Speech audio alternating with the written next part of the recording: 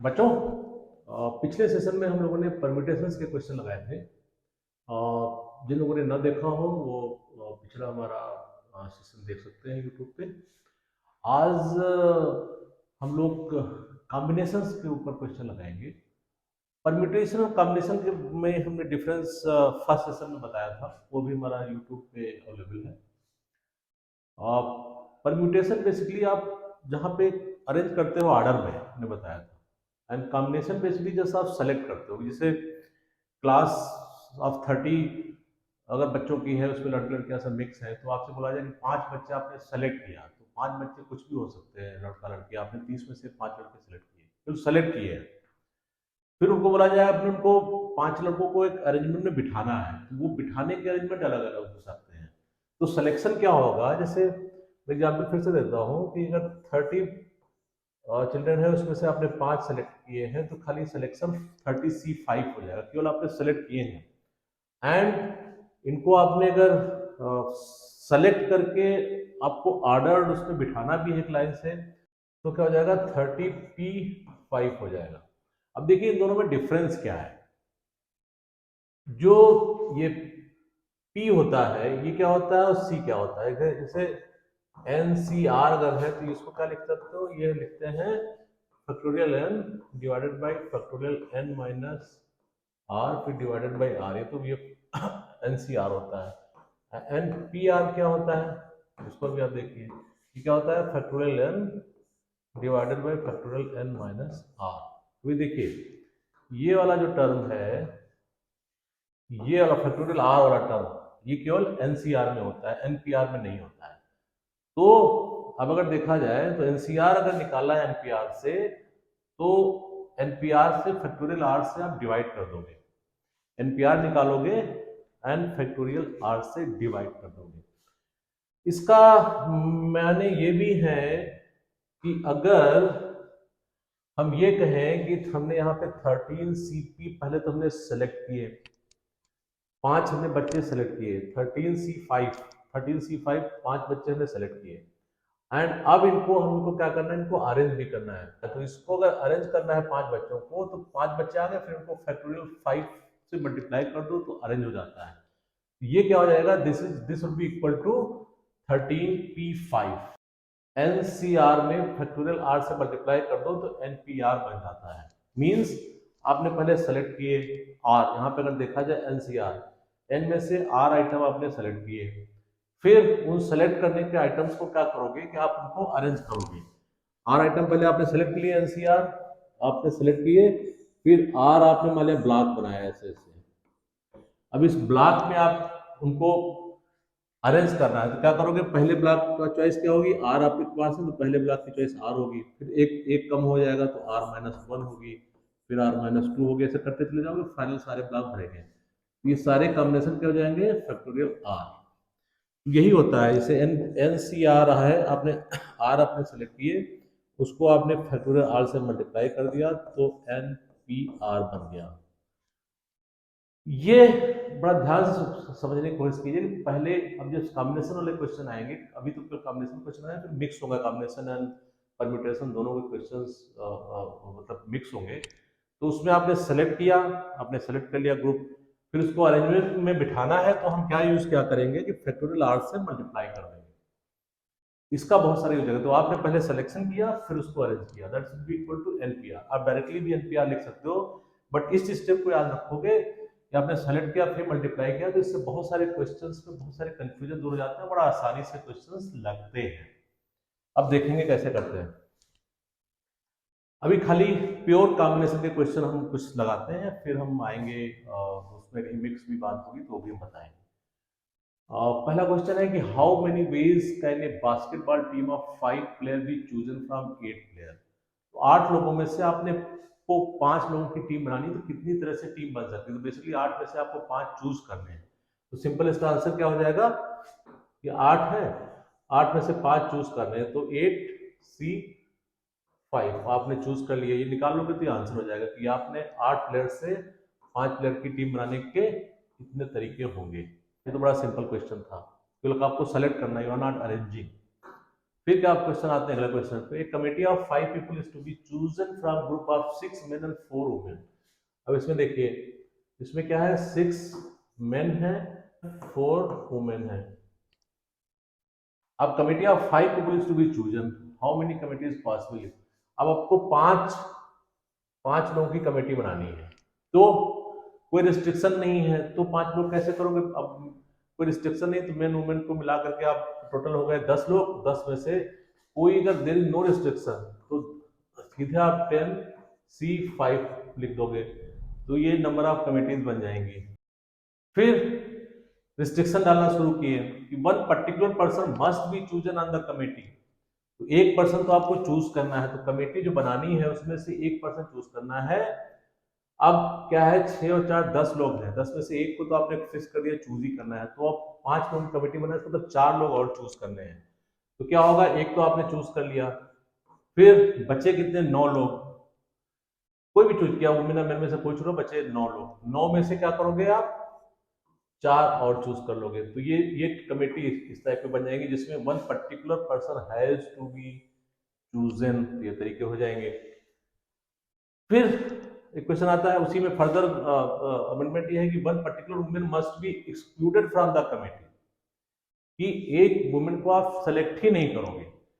तो अब आपके पास कितनी बची, एक वुमेन कम हो गई, तो 6 मैन बचे एंड 3 वुमेन बची, तो 9 लोग हो गए। तो 9 में से आप 5 लोगों को चूज करना है, तो 9C5 इसका आंसर आ जाएगा। एक वुमेन हटा दिया आपने, तो बचे टोटल 9 लोग। 9 में से 5 लोग सेलेक्ट करने हैं, तो 9C5 हो गया। यहाँ तक तो बड़ा ही सिंपल क्वेश्चन आ रहे हैं। अब देखिए वही सिचुएशन फिर से है, 6 मेन है, 4 वुमेन है, कमेटी ऑफ 5 पीपल आपको बनाना है। There are to be 3 men and 2 women. अब उन्होंने कहा है कि जो कमेटी आप 5 लोग की बनाओगे उसमें 3 आदमी होने चाहिए और 2 लेडीज होनी चाहिए। तो 6 में से 3 आदमी आप चूज कर लोगे, तो 6C3 चूज कर लोगे। एंड 4 में से 4 विमेन से आपने 2 वुमेन चूज कर ली, तो इतना हो गया। ठीक है, टोटल कमेटी कितनी हो जाएंगी, अब इसको आप मल्टीप्लाई कर दोगे तो टोटल कमेटी हो जाएंगी। 2 इवेंट 2 तरीके से हो सकती हैं, तो उनको आप कंबाइंड इवेंट अगर होनी है तो मल्टीप्लाई हो जाएगा। फिर एक उसी में आता है restriction, there are to be men only. जो आप कमेटी बना रहे हो 5 लोगों की, उसमें केवल आदमी होनी चाहिए, वुमेन नहीं होनी चाहिए। तो अब आप क्या करोगे, आप केवल 6 आदमियों से ही कमेटी बनाओगे, वुमेन को छोड़ दोगे। तो इसका आंसर क्या हो जाएगा, 6 मेन से आपने 5 आदमी चूज कर लिए, तो ये इसका answer there has to be men only, 5 लोगों की कमेटी बनानी है। अगला क्वेश्चन आता है, there is to be majority of women. अब इनका कहना है कि जो भी कमेटी बनाओ उसमें वुमेन मेजॉरिटी में हो। तो अब देखिए 5 लोगों की कमेटी आपको बनानी है, 5 लोगों की कमेटी बनानी है। तो क्या सिचुएशन हो सकती है कि मेजॉरिटी में हो, तो 3 वुमेन हो सकती हैं, 2 मेन हो सकते हैं। ठीक है, 4 वुमेन हो सकती हैं, 1 मेन हो सकता है। और भी कोई सिचुएशन हो सकती है क्या, अगर आप इसमें 2 वुमेन करोगे तो यहाँ 3 मेन लेना पड़ेगा, तो टोटल 5 लोग हैं, तो ये पॉसिबिलिटी नहीं, कि वुमेन को आपको मेजॉरिटी में रखना है, ये भी पॉसिबिलिटी नहीं हो सकती। 1 वुमेन 4 मेन, ये भी पॉसिबिलिटी नहीं हो सकती। ठीक है, एंड तो केवल ये 2 पॉसिबिलिटी पॉसिबल है जो कमेटी आप बनाओगे उसके लिए। तो अब करोगे क्या, 3 वुमेन 2 मेन आपको चूज करना है। तो 3 वुमेन कैसे चूज करोगे, हो जाएगा 4, 4 वुमेन से आपने 3 वुमेन चूज किए, 4 हो गए। एंड 2 मेन चूज करना है, तो मल्टीप्लाइड बाय 6 मेन से 2 मेन चूज करना है, तो ये हो गया। एक तो तरीका ये हो गया। दूसरा तरीका हो गया कि अब ये या तो ये होगा या तो ये होगा, दूसरे ऑप्शन को भी आप प्लस करोगे, क्योंकि ये और ये इवेंट तो साथ साथ होने, इसलिए मल्टीप्लाई हो गया। फिर ये इवेंट और ये इवेंट साथ साथ नहीं हो रही, मतलब अलग अलग इवेंट होंगी। या तो आप ऐसा करोगे या तो ऐसा करोगे, तो यहाँ पे प्लस साइन आ जाएगा। अब क्या होगा, 4 वुमेन चूज करना चाह रहे हो, तो 4 वुमेन कैसे चूज करोगे, 4C4, 4 वुमेन चूज हो गई, और एक आदमी चूज करना है, तो 6 में से एक आदमी चूज करना है, तो 6C1। तो टोटल आंसर ये आ जाएगा। इतने तरीके से आप ऐसी कमेटी बना सकते हो जिसमें मेजॉरिटी ऑफ वीमेन हो। अगला क्वेश्चन, ये अक्सर पोकर का गेम पे भी क्वेश्चन बनते हैं, हैंड पोकर और ये सब लिखा आता है कि ताश का गेम है, ताश का पत्ता है। बस इतना जान लीजिए, इसका एक हैंड में अ, जो एक आदमी के पास चाल बनाने के लिए होता है, उसको तरीका कि 5 पत्ते होते हैं, एक हैंड में 5 पत्ते होते हैं। वो आप जानिए, बाकी पोकर के बारे में सीखने की जरूरत नहीं है। ताश के बारे में पता होगा कि 52 पत्ते होते हैं। फिर उसमें अलग अलग पेड़ होता है जिसको हुकुम का पत्ता बोलते हैं, ईंट होता है जिसको आप डायमंड बोलते हो, या क्लब होता है जिसको चिड़ी का पत्ता बोलते हैं, या पान होता है जिसको हम लोग हार्ट भी बोलते हैं इंग्लिश में। तो इस टाइप के पत्ते होते हैं, 13-13 पत्ते के कलर के होते हैं। कि उसमें 2-3 से नंबरिंग होती है 10 तक। फिर एक जी होता है जिसको गुलाम बोलते हैं हिंदी में हम लोग यहाँ पे। क्वीन का एक पत्ता होता है, फिर किंग का होता है, फिर इक्का होता है, एस बोलते हैं उसको। तो इतना नॉलेज है बेसिक ताश के पत्तों की प्रॉब्लम सबको होती है, नहीं है तो इतना जान लीजिए क्योंकि इस पे क्वेश्चन कई बार आते हैं। अब कह रहा है in hand of poker 5 card are to be dealt from a regular pack of 52 card. 52 पत्तों के उससे 5 पत्तों के आपको हैंड्स बनाने हैं। तो कितने पॉसिबल तरीके हो सकते हैं? तो अब देखिए, 52 में से 5 पत्ते आपको सेलेक्ट करने हैं, तो उसमें सिंपल है, कुछ नहीं करना, आपको सिलेक्शन ही है। तो 52 से आपने 5 पत्ते सेलेक्ट कर लिए, तो ये आंसर आ गया इसका। इसको आप कैलकुलेट कर लोगे तो इसका आंसर आ जाएगा। अब देखिए इसी में अगला क्वेश्चन, इन हाउ मेनी अब these hands are there 4 kings. अभी जो आपने हमने हैंड बनाए उसमें ऐसी क्या सिचुएशन हो सकती है जिसमें 4 किंग हो? तो टोटल 52 पत्ते में 4 किंग होते हैं, तो 4 किंग सेलेक्ट, 4 में से 4 किंग सेलेक्ट करने का तरीका क्या होगा? 4C4। फिर एक पत्ता हो, क्योंकि 5 पत्ते ही है एक हैंड में। आपने 4 किंग सेलेक्ट कर लिए, तो बचे 52 में से 48 पत्ते बचे, तो 48 में से एक और पत्ता आप चूज करोगे तो ये हो जाएगा। इनको इनको मल्टीप्लाई कर दोगे तो ये सिचुएशन हो जाएगी कि जितने भी हैंड बने उसमें से इतने वो हैंड होंगे जिसमें 5 पत्ते में 4 किंग होंगे। 2 क्लब्स एंड 3 हार्ट्स होंगे। ऐसी ऐसे कितने हैंड होंगे? तो टोटल क्लब्स कितने होते हैं? 13 चिड़ी के पत्ते 13 होते हैं। 13 में से आपने 2 चूज किए, क्लब 3 13C2 हो गया सीधे, एंड 3 हार्ट, ये भी 13C3 हो जाएगा। इनको मल्टीप्लाई कर दोगे तो इसका आंसर आ जाएगा। अब आ रहा है how many of these hands are all hertz.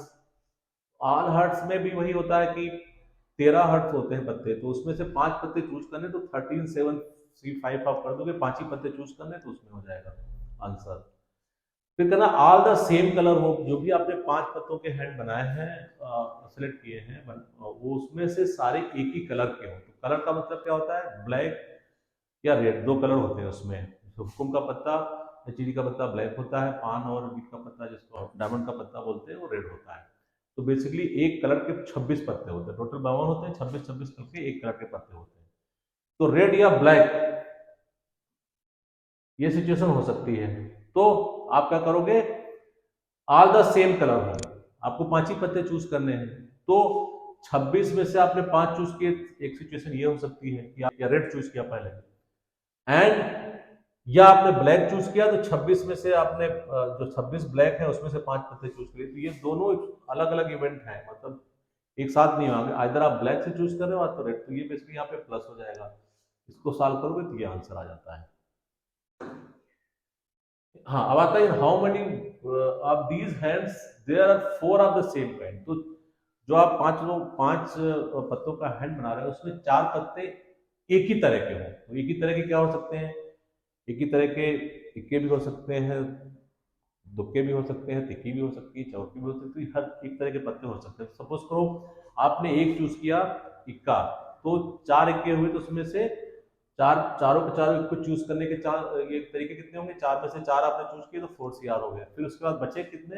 एक पत्ता और चूज करना है रिमेनिंग 48 से, तो 48C1 हो गया। अब ये वाली सिचुएशन अलग अलग कितनी बार आ सकती है? इक्के के लिए एक बार आएगी, दुक्के के लिए आएगी, तिक्के के लिए आएगी, फोर्थ के लिए आएगी, 5 के लिए आएगी, 6 के लिए आएगी, तो 13 पत्ते, 13 बार ये सिचुएशन रिपीट होगी। तो बेसिकली वो 13 से मल्टीप्लाई हो जाएगा, या 13 बार सेम चीज आप ऐड कर सकते हो, तो वो भी सिचुएशन एक ही होगी।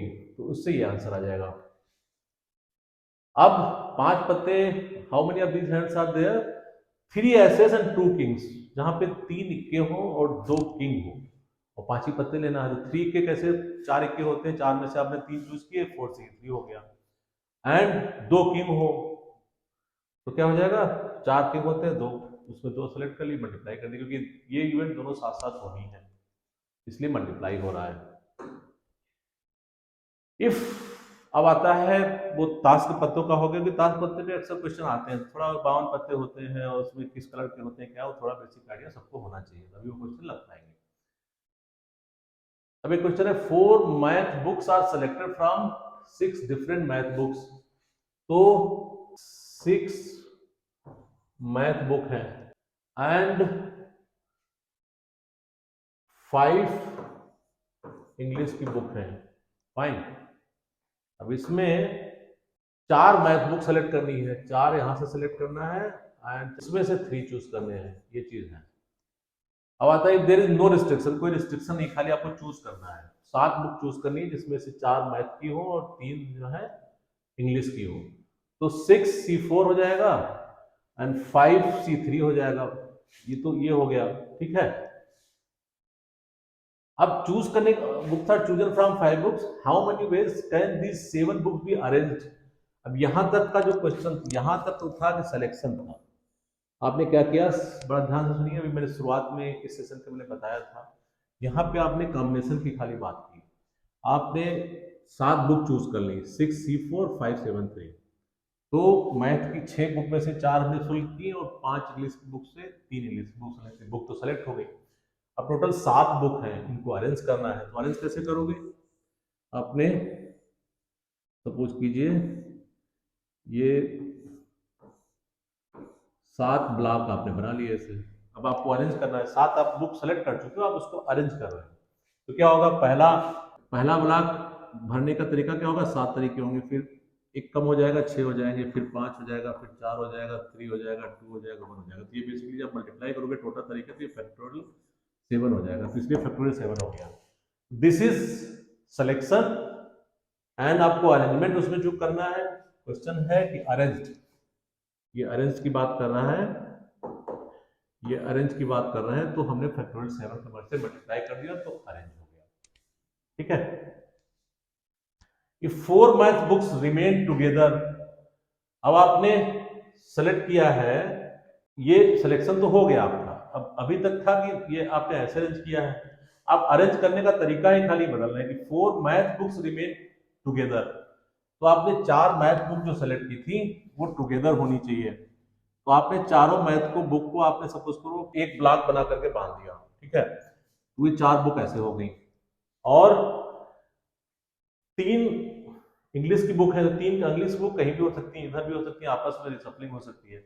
फिर ये जो 4 है ये भी इधर से उधर हो सकते हैं, ये हमने फर्स्ट प्लेस पे रख दिया, ये इंग्लिश की बुक इधर आ सकती है, इधर कर सकती है। तो इसको पूरे को अगर एक माने, ये 4 बुक को हमने जो चिपका दिया इसको एक आइटम माने, तो टोटल आइटम कितने हो जाएंगे, 1 2 3 4 आइटम। तो बेसिकली 4 आइटम की आपको अरेंज करना है। तो यहाँ पे फैक्टोरियल 7 था, यहाँ पे बेसिकली ये फैक्टोरियल 4 से मल्टीप्लाई होगा, एंड ये तो हो गया इसका आपस में, फैक्टोरियल 4 से मल्टीप्लाई होगा जिसमें आपने ये बुक और कोई एक माना है और बाकी ये 3 इंग्लिश की बुक है।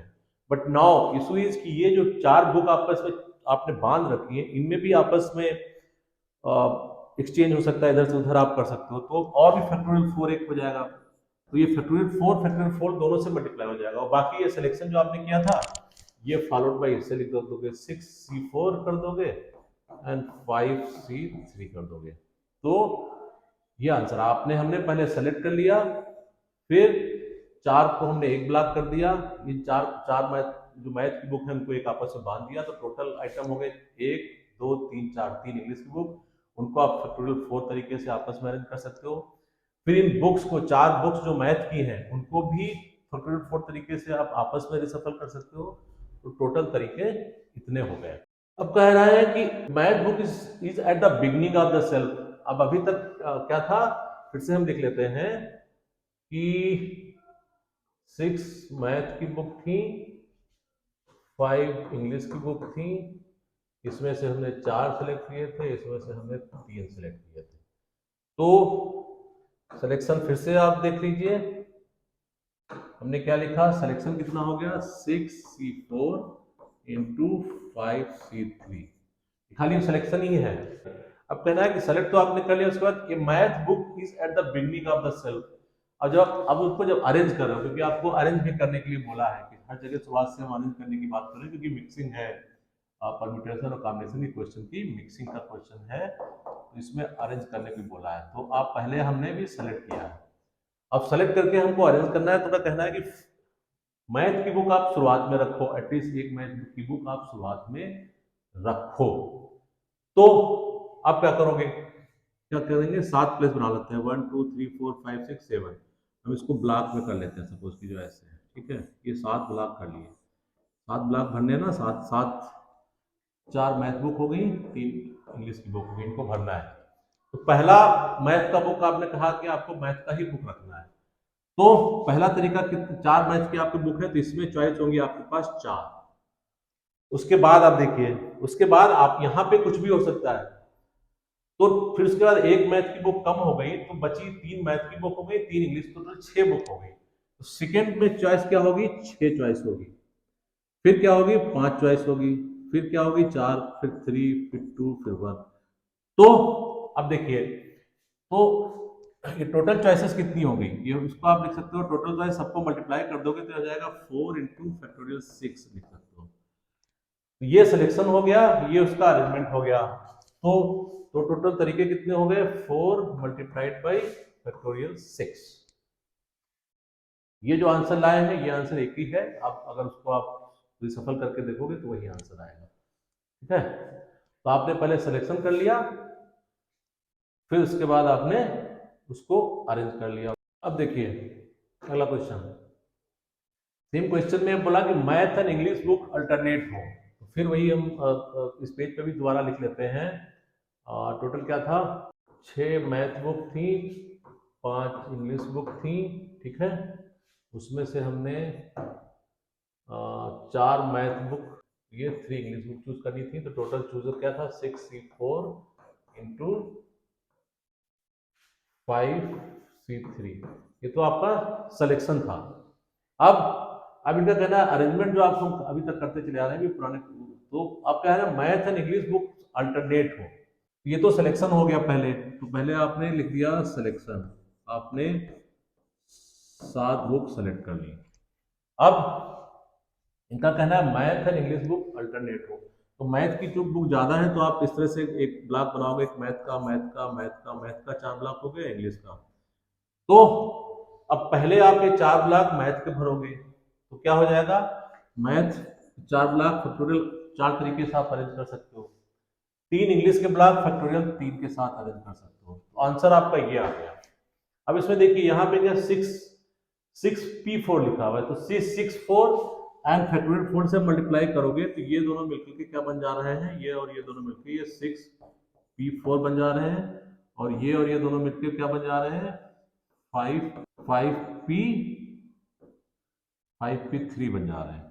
तो 6P4 इंटू 5P3 ऐसे भी डायरेक्टली भी आप कर सकते हो, बट पहले आपने सेलेक्ट किया फिर अरेंज किया, तो वो मेरे को इससे ज़्यादा आसान से समझ आता है। तो आपने पहले सेलेक्ट किया फिर उसको आपने अरेंज किया, चाहे आप डायरेक्टली ऐसे भी कर सकते हैं।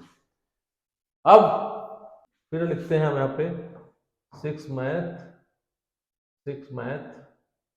5 इंग्लिश, ये आपने चूज किए 4, ये आपने चूज किए 3, ये हो जाएगा सिलेक्शन 6C4, ये 5C3। अब जो अरेंज करने का तरीका हमने बताया कि math is at the beginning and English book in the middle of the self, ये रखना है। तो आपने ये तो चूज तो कर लिए, अब फिर हम ये ब्लॉक बना रखे हैं ऐसे, तो मैथ एक शुरुआत में होना चाहिए और इंग्लिश जो है एक बीच में होना चाहिए, उसके अलावा आप कहीं पे कुछ भी भर सकते हो। तो अब देखिए मैथ को भरने के तरीके क्या होंगे, आपने मैथ की 4 बुक आपने सेलेक्ट कर रखी है, तो पहला तो ये 4 तरीके से भर जाएगा ब्लॉक, फिर एक ये भी फिक्स है, इसको भी पहले आप भर दीजिए, इंग्लिश की 3 बुक है, ये 3 तरीके से भर सकते हो। उसके बाद कोई रिस्ट्रिक्शन नहीं है, तो उसके बाद बचा कितना, उसके बाद 3 मैथ की बची, 2 इंग्लिश की बची, तो टोटल 5 बची, तो 5 प्लेस हैं, तो इनको क्या भर सकते हो, पहले 5 तरीके से हो सकता है, फिर 4 तरीके से, फिर 3 तरीके से, फिर 2 तरीके से, 1 तरीके से। ये टोटल अरेंजमेंट क्या हो जाएगा, ये 4 into 3 एंड देन 5 4 3 2 1 क्या हो जाएगा, ये फैक्टोरियल 5 हो गया। ये फैक्टोरियल 5 तरीके से हो जाएगा। तो ये तो आपने अरेंजमेंट कर लिया।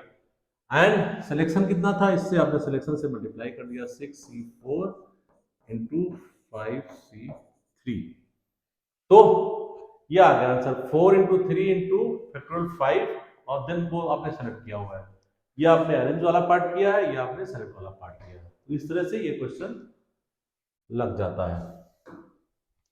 इसमें भी जो आंसर नीचे लिखा है, आप अगर उसको सिंप्लीफाई करोगे तो ये आंसर वो आंसर दोनों सेम ही लगेंगे। पर मैं उस स्टेप से बता रहा हूँ कि पहले आपने सेलेक्ट किया फिर अरेंज किया, जिससे ज्यादा क्लियरिटी रहे। एक क्वेश्चन ये है, इस टाइप का क्वेश्चन मैं पहले भी लगाया था, आज भी लगाते हैं। How many different 8 letter words are possible using the letter of the words syllabus. अब उसमें देखिए कितने इसमें अल्फाबेट है, 1 2 3 4 5 6 7 8।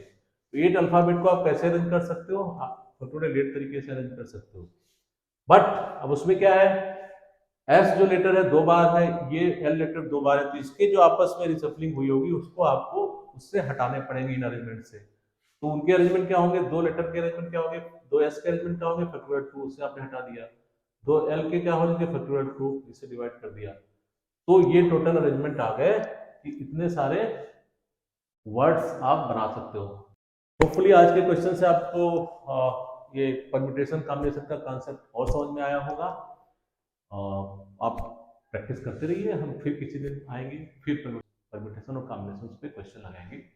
एंड इसको समझना, थोड़ा प्रैक्टिस करके ठीक से समझना बहुत जरूरी है, क्योंकि इसके बाद ही इसका यूज प्रॉबिलिटी में बहुत कुछ होता है, जो हम फ्यूचर में प्रॉबिलिटी के बारे में भी पढ़ेंगे।